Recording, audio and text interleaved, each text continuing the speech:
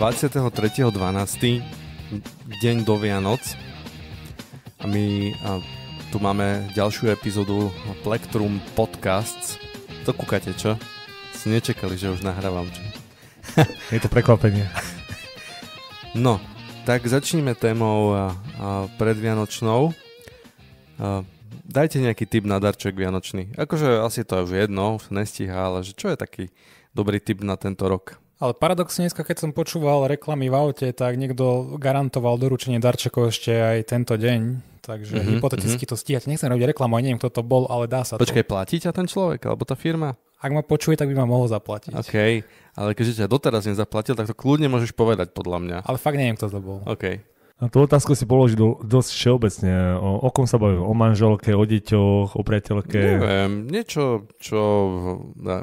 Kamarát ITčkár. Za mňa akože taký originálny darček, však to si ma inšpiroval ty, je Lego, ktoré sa dá kúpiť deťom, dokonca manželke môžete kúpiť kvet, ktorý si z toho nejakým spôsobom vyskladá a pre seba si môžete spraviť radosť. A môžeme si tu spraviť promo, keď sa bavíme o Legu? Môže si spraviť promo, jasné. Lebo existuje jeden fantastický podcast iný, ktorý sa volá Brickmik a ten je o Legu a o 2 dní, teda 25.12. vychádza fantastická vianočná epizóda, ktorú sme nahrávali teraz a treba si ju pustiť, ak stávate Lego 25.12., tak si ju treba pustiť k tomu tú epizódu. To je celé. A ak sa nemýlim, tak je to jediný podcast svojho druhu na Slovensku. Je to tak. No. Ale my sme teraz tuto úplne v inej téme, ITčkovej. Ja ako ITčkový darček ešte by som odporučil predplatné ChatGPT na celý rok. Či? Neviem, či by si mňa zrovna tým úplne nadchol, ale... OK. Asi by som to odporúčil na tie osobné účely. No. Určite nie firma, aby to použil nejaké spracovanie dát, ale áno.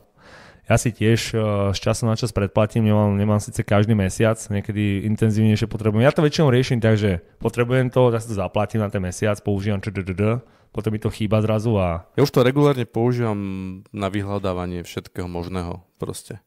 Teraz do toho hodím vidly, lebo ja som intenzívne používal ChatGPT minulý týždeň a bol som veľmi sklamaný výsledkom. Platený? Nie, free. No, a to je zásadný rozdiel. To je zásadný rozdiel. Okay. To sme zistili, že kamoš, tiež máme takú WhatsAppovú skupinu, ahoj Branči, pozdravujem ťa, píše, že pozrite sa, čo mi napísal ChatGPT a dal screenshot do chatu a ja som položil tú istú otázku v platenej verzii a prišla úplne korektná správna odpoveď. No tak teba má možno radšej, vieš. Je to veľký rozdiel, či máš neplatenú alebo platenú verziu. Okay. Ideš na iné modely, iné tie prepojenia na vyhľadávanie sú tam podľa mňa akože... Veď ono aj keď vyšlo 4 očko, tak v zásade to bolo limitované tak, že keď si nemal predplatenku, respektíve mal si iba určitý počet otázok, keď si to vymenil, tak ťa automaticky switchlo na 3-kovú verziu a to je asi stále tak. A to je zásadný rozdiel. To je brutálny rozdiel. Takže bacha na to. 3,5. To sa aj nepočíta, sa nedá porovnať s 4O. OK. To je, a potom je ešte O1. Ja som fanúšik dokumentácie. Ktorú vie ChatGPT krásne písať. Ale myslím akože čítať, keď si potrebujem pomôcť, že ako niečo vyriešiť, tak väčšinou mi to dokumentácia lepšie zodpovie a skúsenosti. OK. Ale hovorím ako o nejakom súkromnom živote, hej, keď potrebujem niečo vyhľadať. Hej, že... Je akože za mňa je to dobrý rozbočovač na to, že keď potrebujem niečo danej problematike, tak mi to poskytne miesto, kde to viem nájsť. V ktorom roku vyšla Lego Sada 6991 napríklad, alebo podobné otázky. Áno, s tým ti Google nepomôže úplne efektívne teda. No. Bol AWS Reinvent a my sa dnes bavíme o tom, čo Amazon Web Services tento rok prinieslo. Kedy to bolo? Bolo to presne 2. až 6. Tradične v Las Vegas. My sme tam neboli. Nevadí. Lebo vstupenky nie sú úplne priateľsky nacenené a je to predsa len, keď si pripočítaš letenky a hotel, tak nie je to úplne. A v dnešnej epizóde sa ideme pobaviť o tom, že čo AWS prinieslo, aké novinky tento rok, a teda nielen na Reinvente, čo je každoročná obrovská konferencia, ale asi povieme aj nejak veci, ktoré sa tak priebežne cez rok objavili vyhúpli. A že vraj to nebolo úplne, že také jak posledné roky. Minimálne ja som mal taký pocit, že keď som to porovnával, lebo minimálne ja som teda prihlásený na RSS feede, kde chodia novinky z AWS a vždycky to bolo tak, že bolo vidno, keď je reinvent, že tam proste sypali jednu za druhou. Tento rok som čakal to isté a bolo to fakt, že skromne. Popri minulých rokoch nevrajím, že tam neboli pekné novinky, ale tá kvantita nebola akože výrazne nižšia bola a preto dúfam, že tá kvalita bola zase lepšia tento rok. Prečo je to tak? Akože existuje reálne objektívny pohľad na to, že aj tu sa proste môže pohár naplniť a už nebude čo prinášať? Alebo... Asi bude vždy, ale určite bude vždy čo prinášať, zlepšovať. Boli to skôr novinky také, ktoré možno neopútajú. Nebolo to napríklad nejaké zásadné možno zlepšenie, pretože zase treba si uvedomiť, že teraz tiež služby, ktoré Amazon už ponúka, sú na vysokej úrovni aj z pohľadu teda používateľskej, aj z pohľadu teda tej technickej roviny. A proste za mňa je to taký ten klasický cyklus, že sú novinky, ktoré nejakým spôsobom nespôsobia zásadný prevrat, lebo keď sa napríklad vrátime späť do rokov minulých, tak keď AWS prechádzalo z EC2 Classic na VPC, čo bola zásadná sieťová zmena, tak bola to ako veľký boom. To isté, keď prinieslo aplikačný load balancer, networkový load balancer oproti klasickému load balanceru. Takže to boli také akože novinky, ktoré dokázali na ten prvý moment strašne upútať, že wow, že nová funkcionalita. A teraz to zlepšenie stále prináša, ale tie zlepšenia sú vlastne skôr už už na takej tej úrovni, že nejakú konkrétnu vec v danej technológii zlepšia. Je to ešte možno rýchlejšie, efektívnejšie a tak ďalej a tak ďalej. Čiže nie je to možno až také výrazné. Tak by som to povedal. Zober si na to, že aké obrovské portfólio má to AWS-ko, že ja by som čakal viac. Možno budúci rok. Ja som trochu sklamaný z tohto roka, pravdu povediac.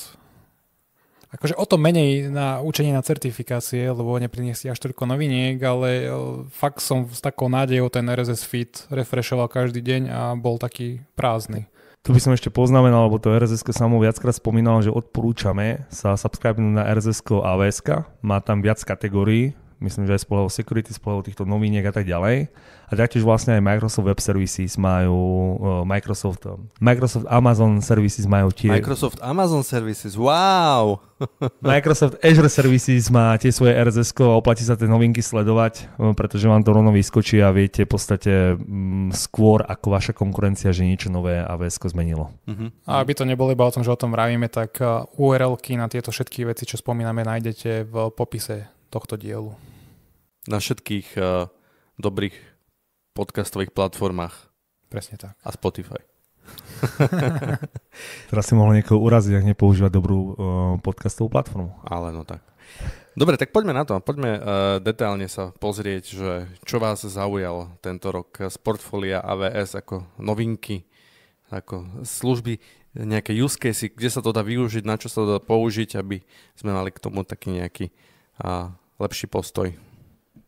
Dobre, jeden z ďalších linkov, ktorí sú preložené pri tomto dieli, je práve zoznam noviniek, ktoré releaseol samé AWS, kde to zhrňa všetko, čo sa udialo, kde si to viete v detaile pozrieť, pretože vlastne každá novinka má svoj dedikovaný blog, článok, čiže je toho fakt veľa.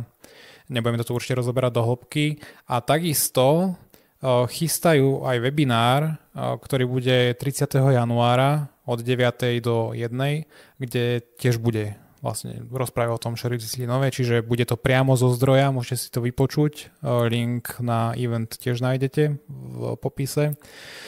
No ale teda náš pohľad na vec, aj z tých málo noviniek, čo boli, určite boli zaujímavé, nejdeme vraviť, že nie je predsa len to AWS, je to obrovský hráč a je veľmi cítiť to, že to AI hýbe svetom. Veľa noviniek sa týka AI. Zaujímavé je, že majú kategóriu pre AI, kde sú novinky z AI a okrem toho vo všetkých kategóriách, ako keby každá servisa mala ešte navyše k tomu nejaké svoje AI, takže vidno to presne aj tu. A možno taká zaujímavá vec je, že Amazon vydal svoj vlastný model AI-kový. Okay. Volá sa to Nova. To oznámili, čiže to môže byť jedna z tých takých vecí, ktorá je väčšia. A dokáže to robiť rôzne veci, ktoré sme zvyknutí od veľkých hráčov AI, generovať videá, obrázky, všetko možné. Čiže uvidíme, čo zmení tento nový hráč na trhu. To bola taká celkom zaujímavá novinka. Je aj nejaká free preview verzia, alebo musíš hneď platiť za každý počin, ktorý nová vykoná? Pricing ešte asi nie je úplne známy, by som povedal, pretože je to stále iba v nejakom preview. A určite to príde postupne. Ako všetky nové servisy, ktoré AWS releaseuje, tak samozrejme spustia to v tých svojich domácich regiónoch v Spojených štátoch a postupne sa to rozšíri aj ďalej. Ale nie je to nijak ako naviazané na Alexu, alebo nie? To by malo byť úplne samostatné. Oni akože, už keď si načrtol tú Alexu, tak tých služieb má AWS tiež celkom dosť, čo sa týka nejakých jazykových modelov, dátových modelov. A oni tu už boli dávno predtým, ako bol nejaký hype okolo AI a fungovali celkom dobre. Ak máte niekto doma Alexu, tak ja myslím si, že funguje a fungovala celkom slušne už, ja neviem, v 2018, keď som si ju kúpil prvýkrát. Ale nedá sa s ňou tak dobre pokecať, jak sa dá pokecať s chatom. Áno. Z vlastnej skúsenosti. Bol by som rád, keby aj tá Alexa vedela byť taká viac už autonómna, alebo lepšie reagovať, lepšie vyhľadávať a tak ďalej a tak ďalej. OK. Takže to bola nová. Za mňa nebolo to úplne ohlásené na reevente, ale určite akože zaujímavá novinka z tohto roka bolo, že AWS teda releaselo servisu, ktorá sa nazýva AWS Console to Code, čo môže byť veľmi dobrá správa pre všetkých klikačov, ktorí majú radi UI-ko a radi teda nejakým spôsobom vyklikávajú veci a robia ich manuálne, pretože teraz už môžete, alebo teda dokážeme vďaka tejto službe prejsť, vytvoriť si napríklad nejakú virtuálnu inštanciu alebo nejakú danú službu, manuálne si to vyklikať a zároveň nám AWS automaticky vygeneruje či už teda CloudFormation alebo respektíve skript na to, aby sme to už potom dokázali spustiť automaticky v budúcnosti. Čiže nahrávaš si makro? Robíš si makro? To je veľmi dobré prirovnanie, presne tak. Robíš si makro na to, hej, že aj my veľakrát, keď sme potrebovali niečo otestovať, tak nebudeme si klamať, niekedy je to naozaj rýchle, že keď si potrebuješ niečo otestovať, vyklikať manuálne, pretože máš to na 3 kliky a nemusíš písať dlho siahlý kód v úvodzovkách, ale potom je to už prakticky nepoužiteľné, keď to chceš reprodukovať. Čiže na toto je to dobré, že aspoň ti to vypluje nejaký základný kód, nejaký skript, ktorý dokážeš potom použiť a dokáže sa od neho odraziť a nemusíš prakticky písať všetko manuálne. Mne sa ešte páči, respektíve je také zaujímavé, aký ťah robí AWS to, ako chce. Teda ja to tak vnímam, že proste tu oni majú svoju konkurenciu, však ja neviem, taký VMware už funguje dlho a ako sa oni postupne snažia ich nejak pohltiť. Otázka je, že dokedy? To je to. A veľakrát, okrem iného, to bolo aj na certifikačných otázkach, veľmi obľúbená otázka, že či podporuje AWS Oracle RAC, čo je Real Application Cluster, vždycky bola automatická odpoveď no. Od tohto reinventu už to je ináč, že začali podporovať third party providerov, kedy vytvorili niečo, čo sa volá, že Oracle Database at AWS, že už sa snažia pohltiť aj ten Oracle, aby ľudia neboli, keď bol ten deal breaker, to, že ja mám ale Oracle a nemôžem z AWS, už môžeš. Takisto aj VMware. Čiže toto sú takí dvaja veľkí hráči, ktorí boli teraz obalení trošku AWS-kom. To bolo pre mňa také zaujímavé. Skôr by som to ešte možno upresnil, že aj Oraclisti akože mohli ísť do AWS, ale nemali ten luxus toho, že mal platformovú službu, ktorá im zastreší ten management. Že samozrejme mohol si vždy vytvoriť virtuálnu inštanciu z Oracle databázou a mohol si mať všetky tieto fancy funkcionality Oracle. Ale keď si celú službu, ktorá ti to bude aj maintainovať a nemusíš riešiť ten operations okolo toho, tak to si nemal v takom meritku, ako si to potreboval dostupné, napríklad tento RAC. Že toto zasa uľahčuje život tým zákazníkom, pretože treba si uvedomiť, že každý cloudový provider a AWS, on nechce robiť konkurenciu existujúcim produktom, on chce práve že zľahčovať využívanie daných nástrojov alebo služieb svojim používateľom a preto vlastne robí aj tieto rozličné fúzie, či už s MS SQL, Oraclom alebo s hociakými inými technológiami, ale nikdy nehlása, že on teraz vyrobí niečo, čo teraz bude zničiť ten trh toho pôvodného kvázi poskytovateľa. A už keď sme pri tejto téme, tak ďalšia z takých noviniek, čo bola aj spojená s AI, kde vidím konečne nejaké praktické využitie, je to, že spravili AI tool pre databázové migrácie. Čiže aj toto, čo Dano vravel, napríklad, že tí oraclisti mali rôzne pohľady na vec, že prečo ísť, prečo neísť. AWS releaselo tool, ktorý garantuje, že dokáže cez AI tools konvertovať až 90% schém hociakých databáz na Postgres. Čiže znova, ak bol nejaký deal breaker, nejaká stará databáza, tak otvárajú dvere novým zákazníkom, aby viac ľudí pohltili a nalákali na ten lab do cloudu.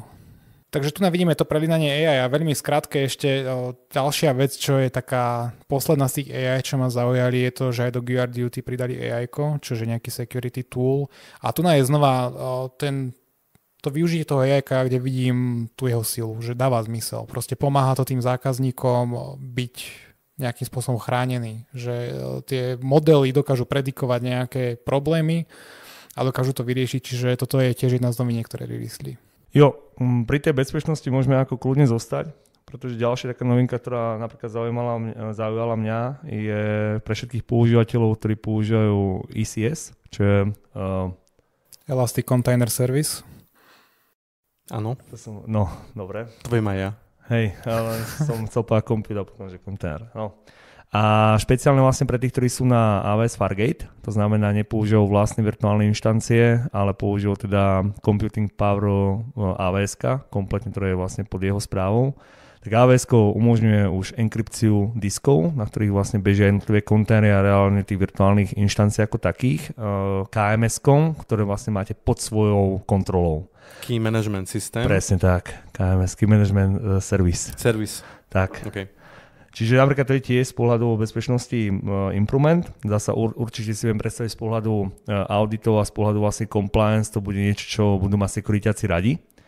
A ďalšia vec, ktorá bola nejakým spôsobom releasenutá z pohľadu security, je tzv. Declarative policies, čiže dokážeš už si definovať policy na tá úrovni AWS, je to niečo podobné ako Azure Policies, ktoré mi dokážeš povedať, že napríklad chceš mať EBS-ko, keď si vytvoríš volume ako diskový priestor, dajme tomu, alebo teda virtuálny disk, tak má byť vždy enkryptovaný a vieš to vlastne forcnúť na úrovni svojej AWS-kovej organizácie. Takže to je tiež napríklad jedna vec z tej bezpečnosti, ktorá môže byť pre veľa firiem, ktoré chcú byť compliant, zaujímavá. A už dostaneme asi pri tých kontajneroch, tak zaujímavo premostujeme presne, kde sa chceme dostať. Znova, zaujímavý ťah od AWS je prilákať nových používateľov. AWS ako také má strašne veľa služieb, kde hociaký amatér dokáže spraviť akože fakt veľa muziky za málo peňazí, kde stačí potiahnuť vyslovene source code, oni za vás spravia všetko naokolo. Ale teraz releasli niečo, čo sa volá EKS Automode, čo je kubernetový cluster, kedy robia ešte viac automatizácie za tým všetkým, aby používateľom umožnili využívať reálny produkčný kubernetový cluster bez toho manažmentu naokolo. Že aj tí začiatočníci alebo firmy, ktoré chcú používať Kubernetes, sa už nemusia báť, lebo zase AWS zastrešilo strašne veľa z toho na pozadí. Či už je to od škálovania, tam myslím, že dokonca Carpenter zaimplementovali do tohto riešenia, ale je to zase pekná krabica, ktorá funguje, určite bude lepšie platená, akože drahšia, ale myslím si, že to priláka zase nových používateľov. A keď si to akože spojíme napríklad aj s tým, čo oni podporujú, že EKS, ako sa to volá, Outpost, či EKS Anywhere. To je napríklad taká novinka, že wow, z minulého roka, kedy dokážeš deployovať EKS-ovú servisu na svoj hardware, hoci kde. Že máš normálne AWS-kové servisy, si vieš vydeployovať u seba. Čiže veľmi sa snažia nalákať tých používateľov, je to vidno. A keď sme už pri tom EKS-u, tak tiež v podstate novinka z tohto roka, aj keď nepovedal by som, že to je niečo preferované, pretože AWS-ko extendlo, respektíve rozšírilo podporu pre verzie EKS-a od verzie 1.21 až do doby 26 mesiacov. Čo znamená inými slovami, že pokiaľ ste napríklad na verzii 1.21, tak vlastne máte 26 mesiacov na to, aby ste zmigrovali na novšiu verziu kubernetového klastra ako takého. No ale samozrejme je to taký časový luxus, ktorý vám AWS poskytuje, zároveň ale napríklad za nás neodporúčame to, mali by ste vždy držať vlastne up to date. To znamená AWS a Azure, čo najskôr. Čo najskôr, presne tak. Pretože AWS a Azure vždycky boli, myslím, že 1 alebo 2 verzie pozadu oproti aktuálnej verzii Kubernetov, čiže vždycky tam bolo nejaké opozdenie. A samozrejme, pokiaľ zostanete staknutí 26 mesiacov na nejakej starej verzii, tak vám to môže potom do budúcna spôsobiť problémy hlavne v kompatibilite vašich aplikácií. Ale je tam tá možnosť. Hej, čiže to podporuje tú myšlienku, čo Samo povedal. Že vďaka tomu, že sa snažia nalákať zákazníkov, tak zrejme dostali input aj od svojich zákazníkov existujúcich na EKS-u, že mohla byť tá doba dlhšia, pretože viem si predstaviť, že veľké korporácie a organizácie mali problém držať ten krok s updateami jednotlivých verzií Kubernetov. Tu nám chcem ale upozorniť, že tá Extended Support je platená a keď máte veľa klastrov, tak zaplatíte celkom dosť. Gabo, a čo tvoja najlepšia novinka z tohto reinventu? Moja najlepšia novinka z reinventu je to, že som sa s vami stretol, chlapci, opäť a že tu nahráme túto fantastickú epizódu.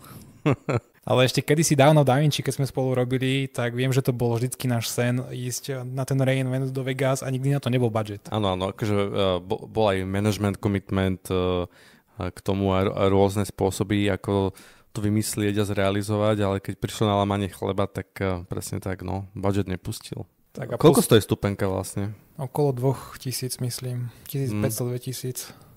A to je myslím, že ešte tá lacnejšia položka z toho všetkého. Hej, ubytovanie bude asi masaker, lebo vlastne keď sú všetky v Las Vegas, keď sa dejú tie conventions a konferencie a neviem čo, tak tam proste ceny ubytovania idú 10-násobne hore. Oproti off-peak, off-season period, hej. Tak. A na druhú stranu tento rok sa dalo, si mohol nechať niečo vytetovať rovno na reinvente, typujem, že možno nejaké logá rôznych servis. Wow. Takže... OK. Dobre, ale teda k tým novinkám. Pre mňa asi najväčší highlight tohto reinventu je release Strong Consistency pre Multi-Region DynamoDB. Znie to veľmi komplikovane, vysvetlím. Strong consistency na úrovni databáze znamená, že vždycky v každom čase budú všetky repliky mať rovnaké dáta. Že sa nestane, že prečítaš z nejakej druhej repliky dáta a je tam proste nejaký delay. No a toto je veľká vec z pohľadu RPO, RTO. Recovery Point Objective a Recovery Time Objective. Presne tak, že AWS garantuje strong consistency na úrovni viacerých regiónov, čo je fakt skvelé. Bohužiaľ zatiaľ iba v Severnej Amerike. Pevne verím, že raz to dajú do celého sveta, aj keď asi neviem, či tam nie je limitácia proste toho, ako funguje fyzika. Ale je to veľká vec určite pre disaster recovery v US regióne super.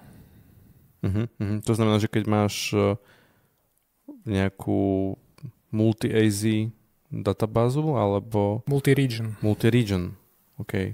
Čiže tam ide vyslovene o tom, že Severná Virginia a Oregon. Hej, napríklad. Okay. No, tak tieto sú vždycky strong consistent. DynamoDB to je de facto taká tá ich relačná databáza? Práve naopak. To je NoSQL databáza. Tak. To som myslel, ale povedal som zle. Hej. Nerelačná. Áno. Hej.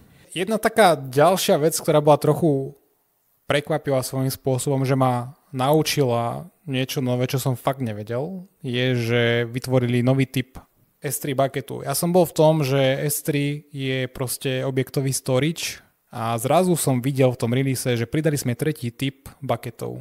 Evidentne existoval aj druhý, takže som sa dočítal, že už máme objektový, to je ten klasický, ktorý všetci poznáme.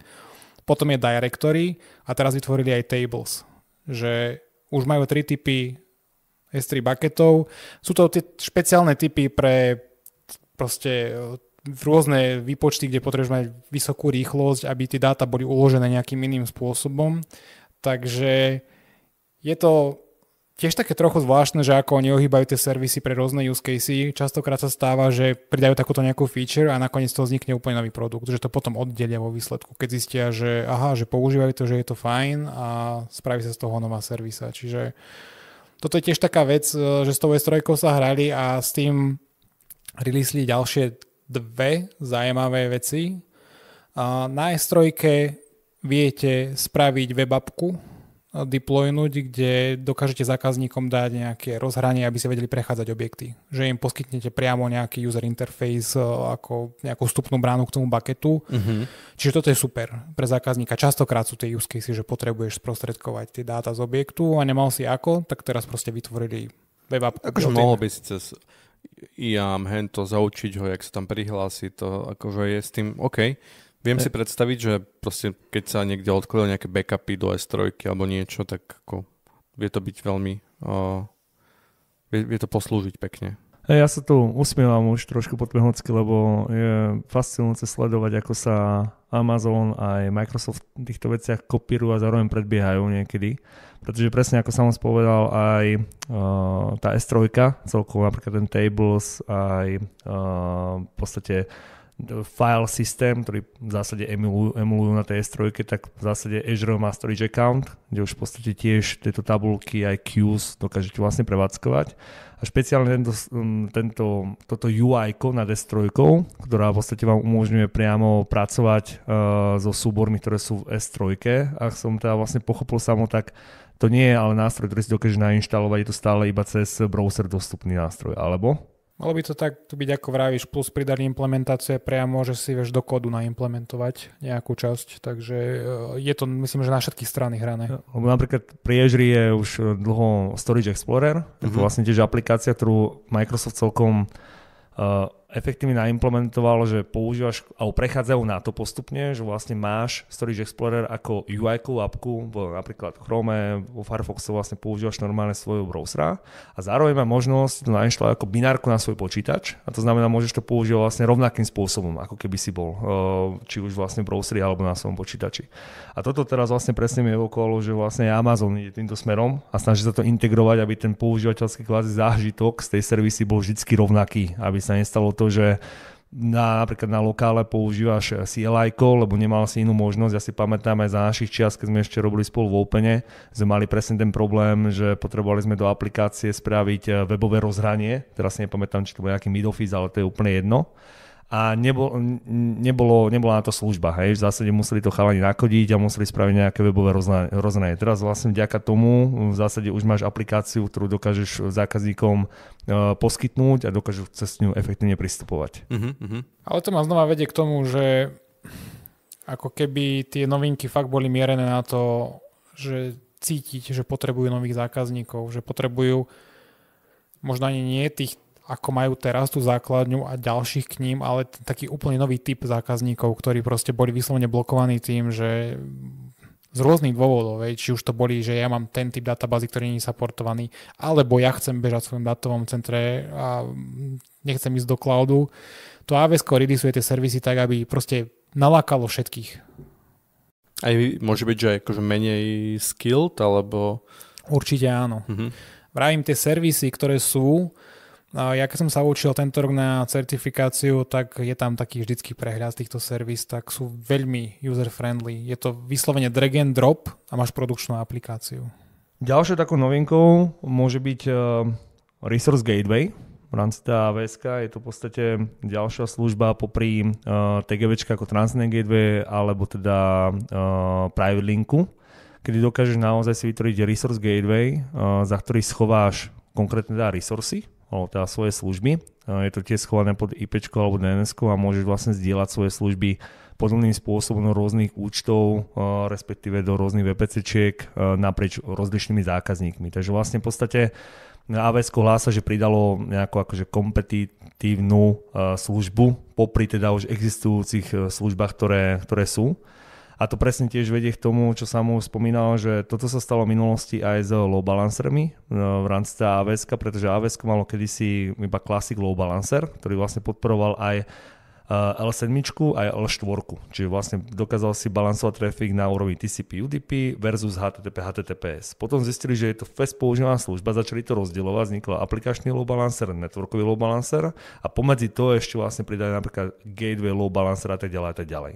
Takže ten trend toho, že naozaj oni pridajú nejakú novú službu a potom začnú ako keby nabalovať, vás stále vedie k tomu, že treba si pamätať, že každá služba má svoje výhody a nevýhody, či už z pohľadu pricingu, alebo z pohľadu teda toho, na čo je určená, a vždy si treba vlastne vybrať tú službu podľa vašich požiadaviek. Pretože ak to porovnáme napríklad z tohto bodu, že chceme nejaký resource zazdieľať do nejakého účtu, tak je viac možností, či už z pohľadu siete, alebo teda z pohľadu ako keby toho logického vstupu.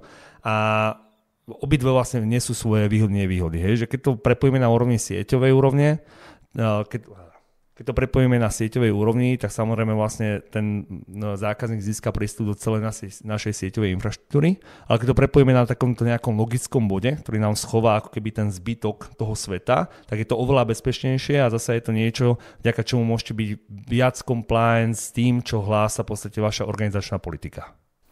Dobre, ja tu mám ešte takých posledné nejaké dve novinky, čo ma zaujali. Sú to už iba také drobnosti oproti tým ostatným, čo sú.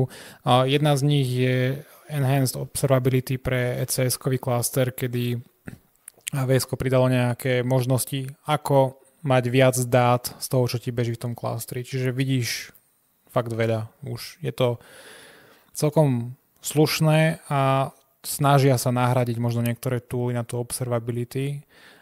Samozrejme meškajú nejakú dobu oproti tým veľkým hráčom, ale na ten základ alebo možno aj už nejaké pokročilé metriky to celkom stačí a vyzerá to fakt pekne. Má to pekné UI-ko, otázne ako to bude fungovať, ale dá sa to zapnúť. A posledná vec za mňa, čo bol Intelligent Steering pre FSX, čiže sú to mountovateľné file systémy na úrovni AWS, kde doteraz si mal proste rovnakú taxu pre všetky dáta. Od teraz už to funguje ako na S3, že dokážeš zapnúť dáta, ktoré sa málo používajú, ťa stoja menej ako tie, ktoré proste používaš často. A má to support od Linuxov cez Macy až po Windowsy a vieš to mountovať hore-dole. Čiže určite zaujímavá vec, ktorá má veľa use caseov. Takže ako ste aj hovorili v úvode, všetky informácie k novinkám sú pripnuté ako biopopis k tejto epizóde. Otázka moja, že z týchto všetkých služieb, ktoré každý rok vyjdú, keď lebo vy ste s tým AWS-kom v kontakte prakticky dennodenne, hej, a keď tak retrospektívne sa nad tým zamyslíte, že vyšlo x nových služieb, tak koľko z toho x reálne v tom ďalšom roku využijete? Ak to mám tak retrospektívne sa zamyslieť, čo sme rozprávali o novinkách, čo akurát vyšli, tak je možné, že ani jednu. Častokrát sú to veľmi na špecifické use casey. Akože nevieme, akí zákazníci prídu, je dobre o tom vedieť, ale nie je to zase také, že zajtra to ideme implementovať, lebo nás to vytrhne z biedy. Proste je to skôr také, že aby sme o tom vedeli, že sa snažia, ale vyslovene sú to na nejaké veľké výpočty, proste pridávajú rôzne typy inštancií, grafické čipy a AI-ka. Musíš mať na to use case. Jasné. Dobre, minimálne pri tej certifikácii tu bude menej starosti v aktuálnom roku. A propos certifikácie, k tomu budeme mať tiež epizódu. Budeme sa o certifikácii baviť v budúci mesiac, niekedy v druhej polovici januára, keď tak správne pozerám na náš dramaturgický plán. A ak by sa niekto chcel dozvedieť o nových AWS-kových službách z roku 2024 viac, ako to môže spraviť. Teda okrem toho, že si prečíta články, ale keby sa chcel pobaviť priamo s nami. Vždycky sa môže ozvať na ask@plektrum.engineering. Samozrejme odporúčame ten RSS feed, to je geniálny zdroj, ako sa držať updated. My to robíme každý deň. Je to moje ranné čítanie predtým, ako začnem prácu, čiže... Ja vždycky hádam nejaké vlajky svetové ráno. A ako ti to ide? No dobre docela už, hej. Už by som mohol ísť na nejaký quiz, si myslím. Čiže keď sú olympijské hry a nastupujú športovci, už ťa neprekvapia názvy krajín? Nie, absolútne. Okay. Ja ešte stále. Ďakujem za tohto týždňovú epizódu. Užite si Vianoce všetci a nepracujte, aj keď teda niekedy tie naše zmluvy so zákazníkmi nás držia v strehu 24x7, ale teda majte čo najkľudnejšie Vianoce, čo najmenej incidentov, čo najviac pohody a čo najviac darčekov takých, aké ste chceli mať. Pekné sviatky. Pekné sviatky všetkým, ďakujeme. Počujeme sa v novom roku a najbližšie 6. januára. 6. alebo 7. alebo 6. štátny sviatok. Však o to viac času počúvať podcast. To je pravda. 6. Ahojte, všetko dobré. Čaute. Ahojte.